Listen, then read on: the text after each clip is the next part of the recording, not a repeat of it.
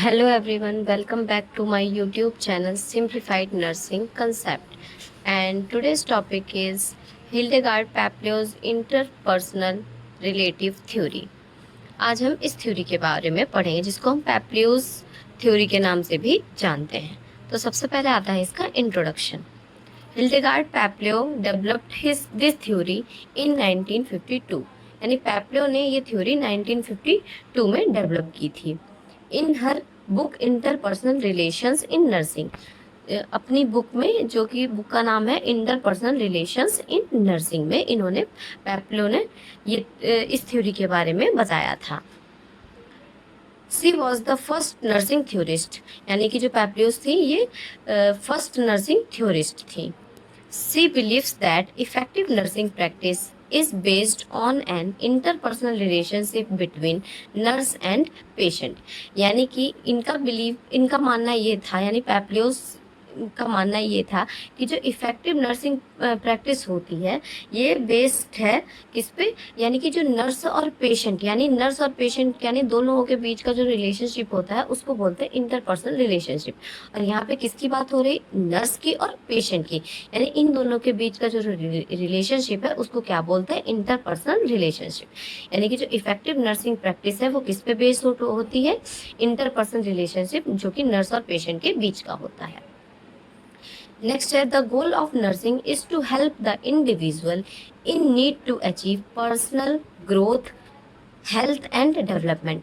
यानी कि नर्सिंग का जो गोल है, यानी कि उसका वो ये है कि किसी भी पर्सन को हेल्प करना, इंडिविजुअल को हेल्प करना कि जो उसकी पर्सनल ग्रोथ है उसको कैसे अचीव करना है, जो हेल्थ है और डेवलपमेंट है उसको कैसे उसको नीड को कैसे आप अचीव कर सकते हैं।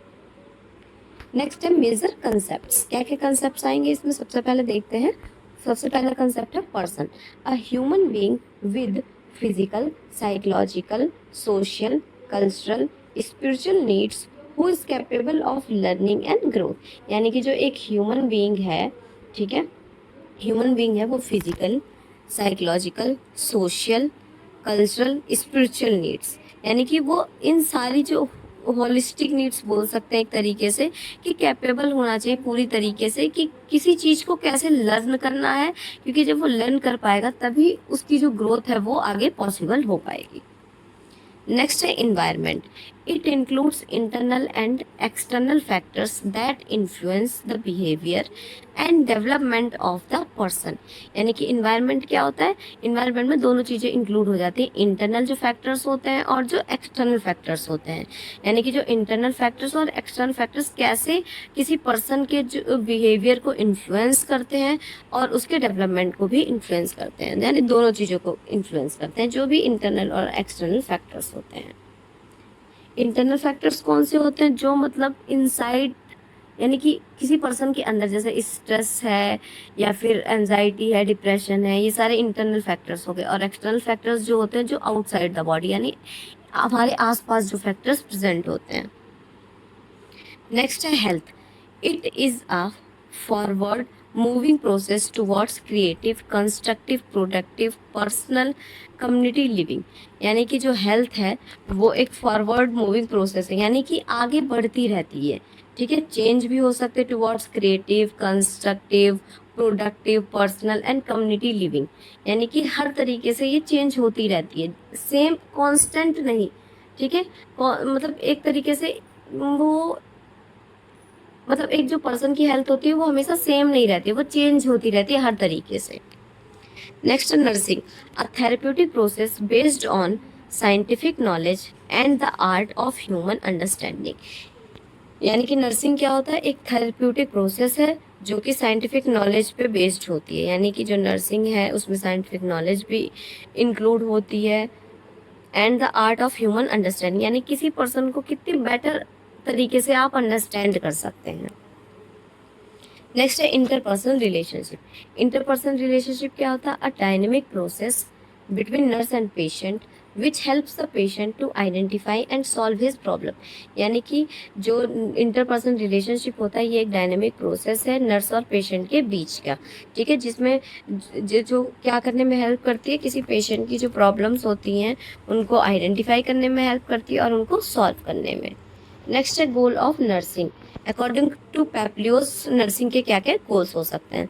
सबसे पहला to promote meaningful interpersonal relationship, meaningful interpersonal relation को प्रमोट करना है। सेकेंड है to identify the problems and need of the patient, patient की प्रॉब्लम्स को आइडेंटिफाई करना है और उनकी नीड्स को भी आइडेंटिफाई करना है।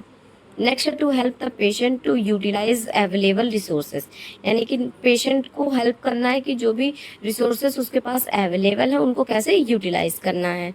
नेक्स्ट है to help the patient in dealing effectively with his problems, यानी कि पेशेंट को हेल्प करनी है कि अपनी प्रॉब्लम्स के साथ कैसे इफेक्टिवली डील करना है। लास्ट है to promote health and personal growth, health और पर्सनल ग्रोथ को प्रमोट करना। नेक्स्ट है फेजेस ऑफ इंटरपर्सनल रिलेशनशिप। क्या क्या फेजेस होते हैं इंटरपर्सनल रिलेशनशिप के। सबसे पहले आता है ओरिएंटेशन फेज। ओरिएंटेशन फेज में देखते हैं क्या है, बिगनिंग फेज, यानी कि सबसे पहला फेज होता है जब जो पेशेंट है वो हॉस्पिटल में आता है, ठीक है, बिगनिंग फेज भी बोल सकते हैं हम इसको। Nurse and patient meet, they identify the problems, nurse explain her role and the nature of the relationship, यानी कि जो नर्स और पेशेंट है बिगनिंग फेज में मिलते हैं, ओरिएंटेशन फेज में मीटअप होता है उनका। देन जो नर्स है वो पेशेंट की प्रॉब्लम्स को आइडेंटिफाई करती है और नर्स जो है वो अपने रोल्स को और जो रिलेशनशिप है नर्स और पेशेंट के बीच के उसको एक्सप्लेन करती है। Next identification phase, second phase है आइडेंटिफिकेशन फेज। इसमें है patient recognises his problems and begin to trust the nurse, यानी कि जो पेशेंट है वो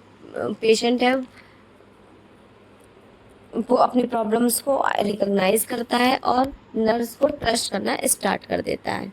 patient identifies his need and goals, यानी कि जो पेशेंट है वो अपने नीड्स को और अपने गोल्स को आइडेंटिफाई करता है।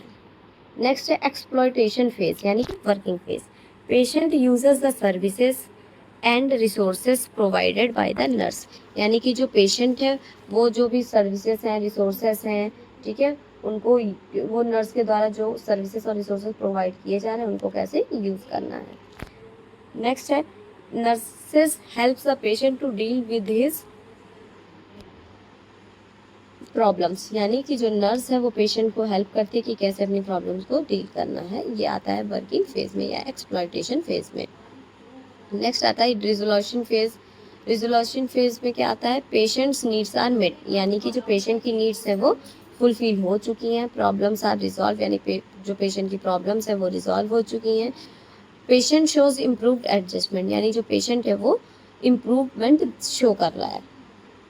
Next termination phase.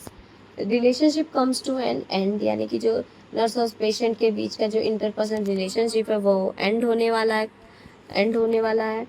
Patient is independent and can continue to meet his needs, यानी कि पेशेंट अब इंडिपेंडेंट हो चुका है और अपनी नीड्स को खुद कंटिन्यू कर सकता है, फुलफिल कर सकता है। नेक्स्ट आता है इम्पोर्टेंस एंड सिग्निफिकेंस। इसमें फर्स्ट पॉइंट है it emphasises the importance of nurse patient relationship, यानी कि इसमें जो नर्स और पेशेंट की रिलेशनशिप है उसके इम्पोर्टेंस के बारे में बताया गया है।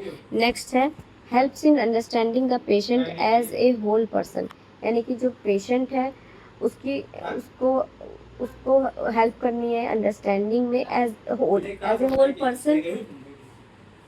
पर्सन, यानी कि जो उसकी फिजिकल नीड्स है, साइकोलॉजिकल नीड्स है, फाइनेंशियल नीड्स है, इमोशनल नीड्स है, सबको।